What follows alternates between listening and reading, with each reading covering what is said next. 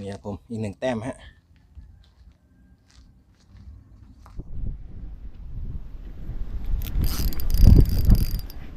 ปลาก็ยังกินเลยนะฝนตกก็แล้วนะโอ้ยอมนู่นฮะนัดเลยนี่บินผ่าพายุมาเลย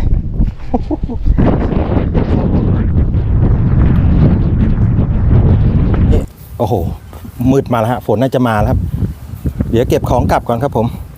ก็ตั้งแต่ประมาณ9 โมงถึงบ่าย 3ฮะเดี๋ยวเก็บของแล้วครับโอ้โหมาหนักแน่ฮะเดี๋ยวมาดูผลงานวันนี้ครับผม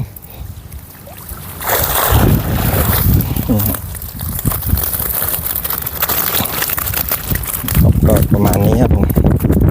10 แต้มฮะน่าจะได้อยู่ใส่สวย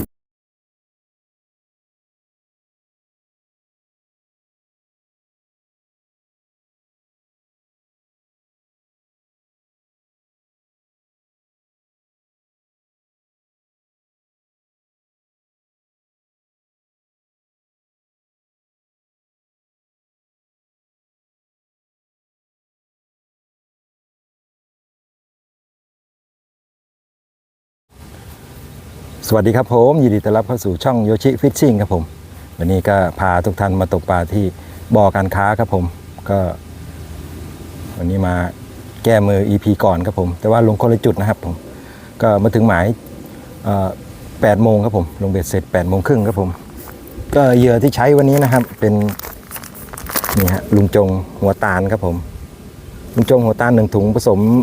ลำละเอียด 1.5 กิโลแล้วก็ขนมปังปั่นอีก8 ขีดครับผมนี่ฮะตอนตกก็ใส่กะทิแล้วก็บวกน้ำที่หมายครับผมตัวเบ็ดวันนี้ใช้เป็นจิโนตูดแบนเบอร์ 0.5 ครับผมเกี่ยวเม็ดโฟมเม็ดเล็กๆครับผมเน้นตัวเบ็ดจมฮะหรือว่าแตะพื้นฮะก็ประมาณนี้ครับผมก็มาลุ้นนะครับว่าจุดใหม่วันนี้เราจะมีแต้มมีไซส์ที่สวยให้รับชมหรือเปล่าครับก็ตรงนี้เป็นบ่อธรรมชาตินะครับผมปลาไม่ได้ปล่อยนะฮะก็ขะไซส์ครับผมตกได้เท่าไหร่เอาออกได้หมดเลยครับผมก็คันละ20 บาทเหมือนเดิมครับผมลงทั้งหมด5 คันครับก็โอเคครับผมมาลุ้นกันครับ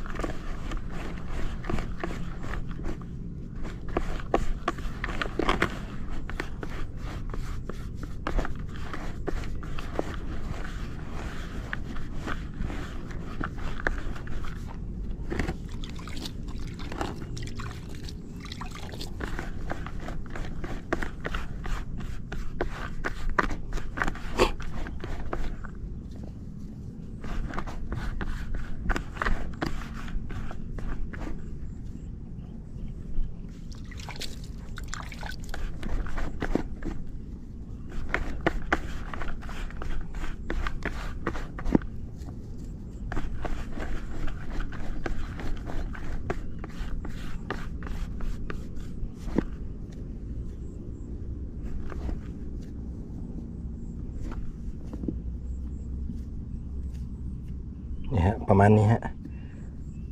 เอาล้วนก่อนวันนี้ตอนเช้าครับโอเค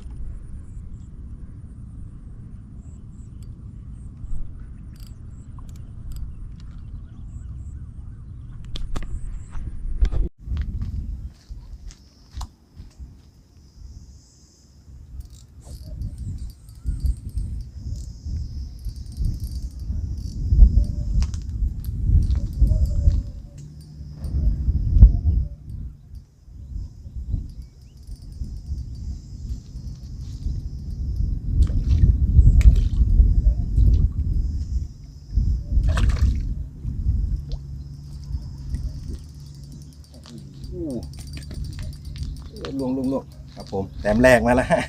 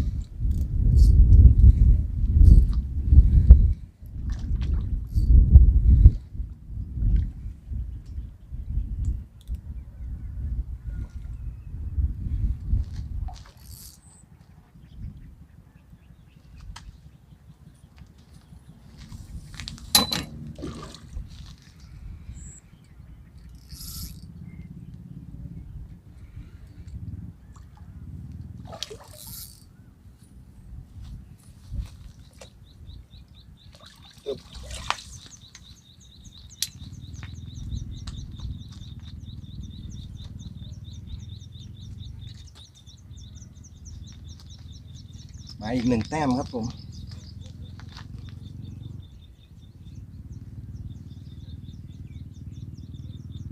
มีปากพอดี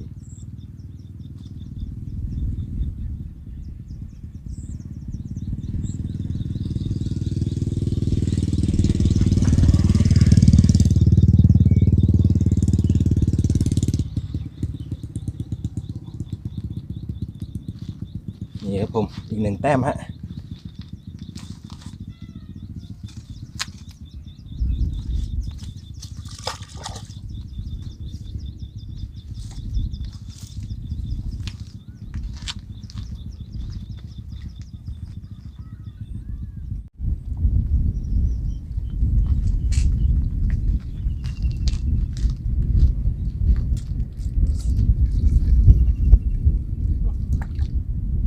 อยู่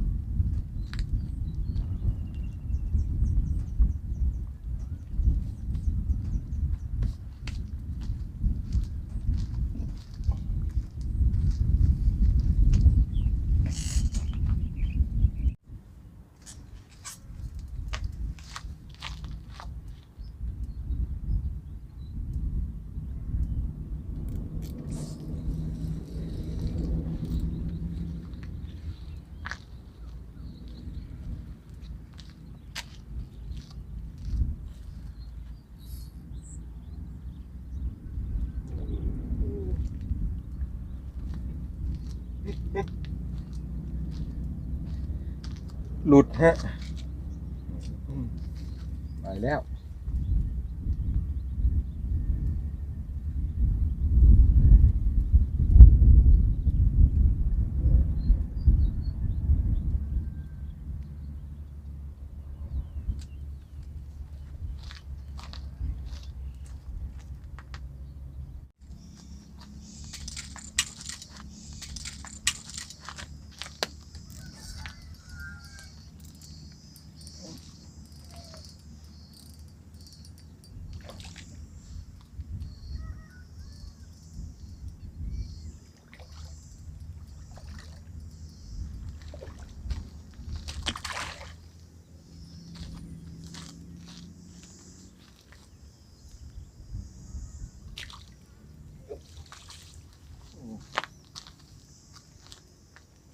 กำลังปั้นเหยื่ออันนั้นอยู่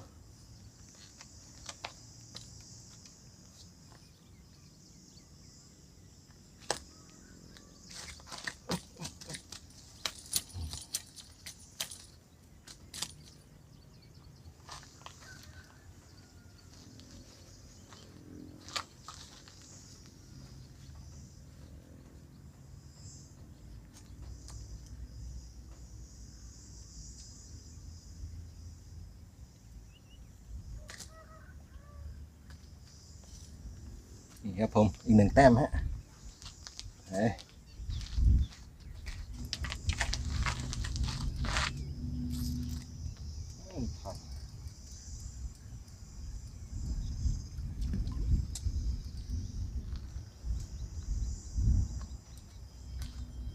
กดยังสวยเลยฮะไม่ทัน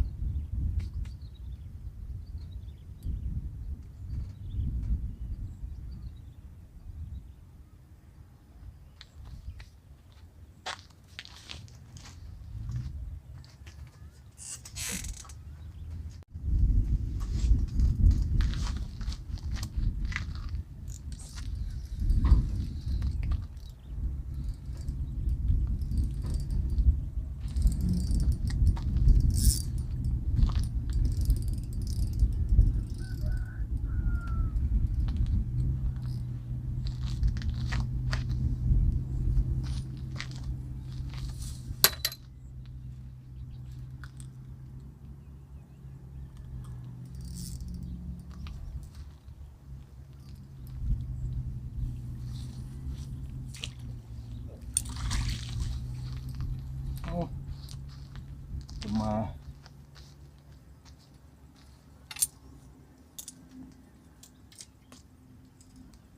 สับวดไปสองทีฮะ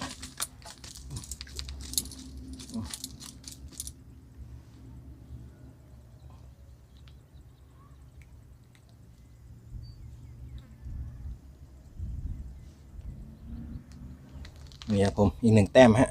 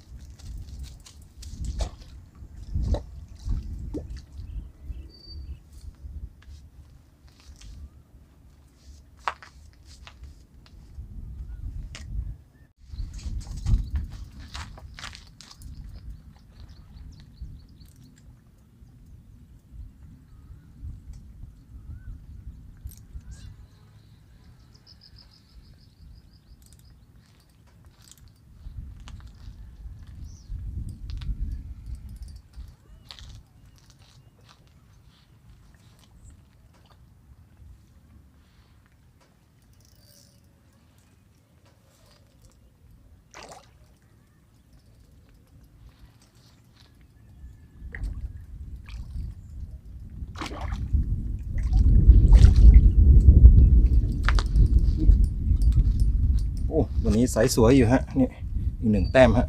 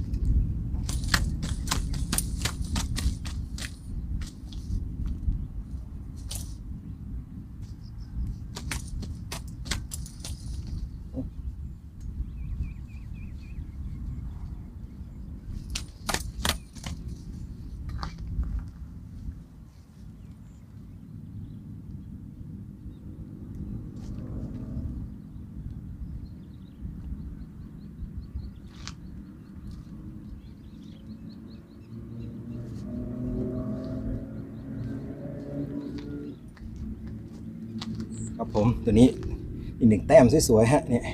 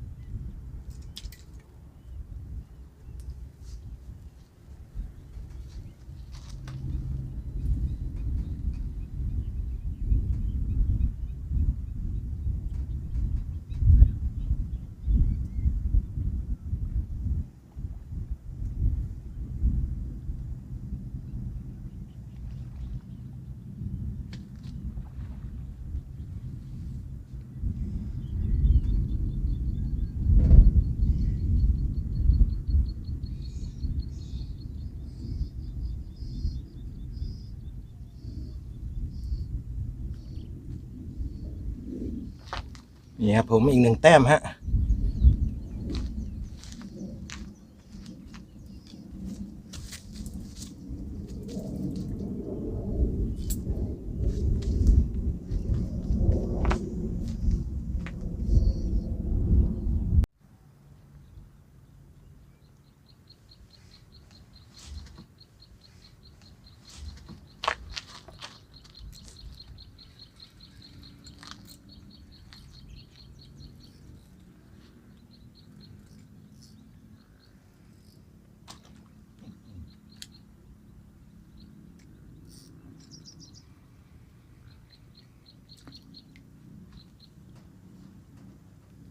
ไม่อยู่แล้วฮะหลุด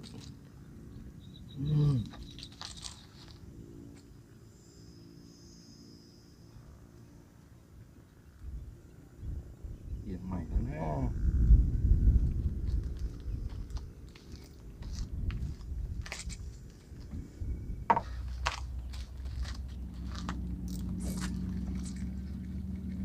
ไม่เนี่ย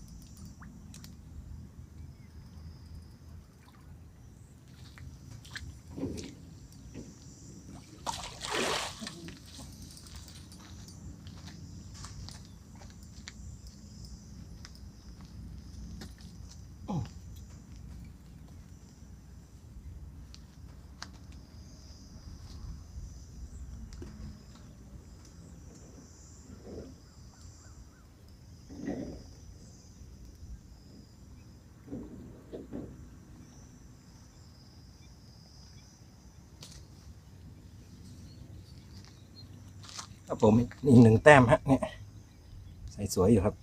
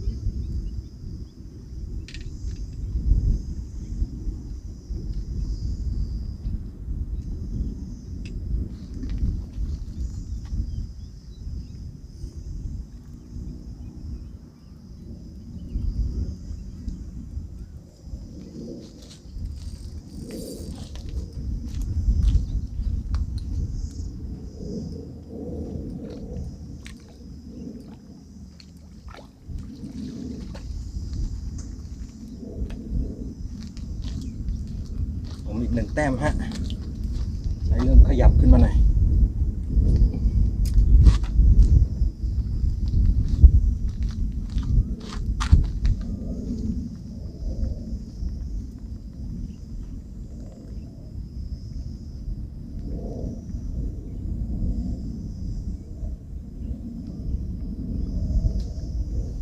นี่ฮะ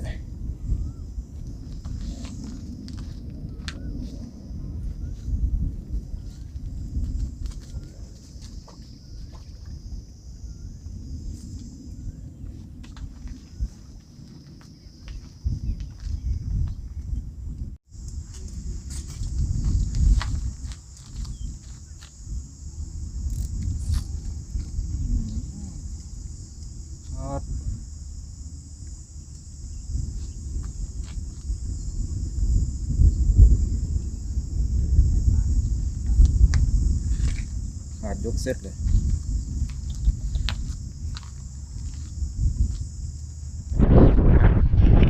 มาแล้วฮะนี่เวลาบ่ายสามฮะเหมือนมาตามนัดฮะนู่นน่ะ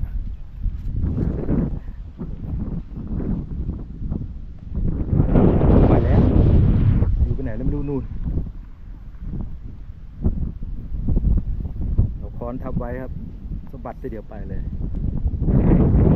โอ้เดี๋ยวจะเก็บของกลับแล้วฮะแป๊บนึงฮะกำลังเก็บของอยู่เมื่อกี้ปิวเลยฝาลังโฟมตายแล้วโอเคครับผม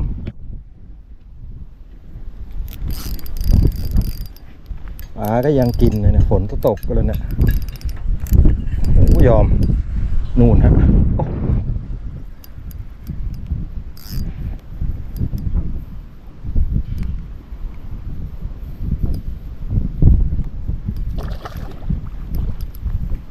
เลยนี่ฮะบินผ่าพายุมาเลย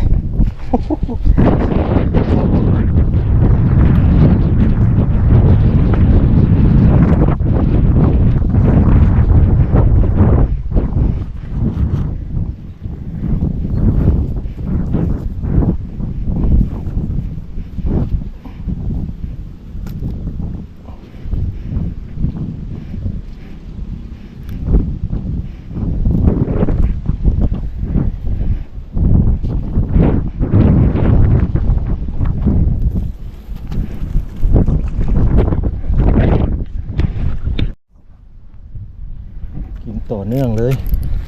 นั่นเอา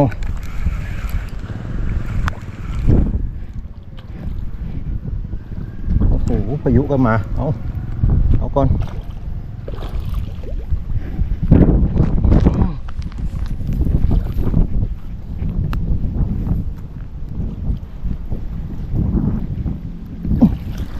อีก1 แต้มฮะเนี่ยโอ้ฝนก็จะมาคันนึงอยู่ข้างบนนู่นฮะนี่ฮะใส่ฝ่ามือโอเคครับผมปลาก็ยังกินอยู่ฮะเก็บของโอ้หลุดแล้วโอ้ครับผมตอนนี้โอ้โหมืดมาแล้วฮะฝนน่าจะมาแล้วครับเดี๋ยวเก็บของกลับก่อนครับผมก็ตั้งแต่ประมาณ9 โมงถึงบ่าย 3ฮะเดี๋ยวเก็บของแล้วครับโอ้โหมาหนักแน่ฮะเดี๋ยวมาดูผลงานวันนี้ครับผม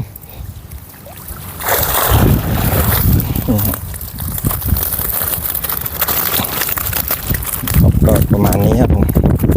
กับ10 แต้มฮะน่าจะได้อยู่ใส่ที่สวยพอมีนี่ฮะกับจุดใหม่ครับผมก็ประมาณนี้ฮะใส่สวยๆอยู่ฮะก็เดี๋ยวเก็บของกลับแล้วฮะฝนมาแล้วไว้มาแก้มือใหม่อีกรอบครับถ้ามีโอกาสมาถ้าฝนไม่ตกนะฮะก็โอเคครับผม EP นี้ก็ฝากไว้เพียงเท่านี้ครับผมไปเจอกัน EP หน้าครับสวัสดีครับไปแล้วฝนมาแล้ว